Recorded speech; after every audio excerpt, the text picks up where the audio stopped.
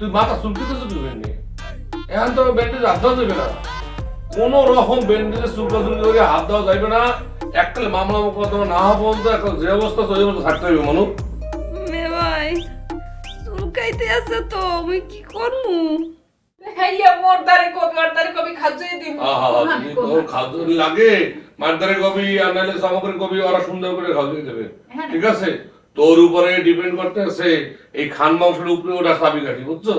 দুই বংশরে ডাউন করণের লাইগা যা যা করণ লাগে মুই করমু মিয়া ভাই, তুমি এইটা লইয়া কোনো টেনশন কইরো না মিয়া ভাই। এই তো দেখছো আম্মা, এই হইলো আমার দুইটা মনু, দুইটা বইন।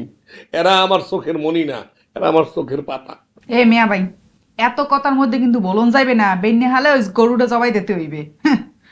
সৈয়দ বংশ মগো মারছে না, এইবার মোরা চৌধুরী বংশের গরু জবাই দিয়ে এর প্রতিশোধ নিমু। কেমন হবে কদি?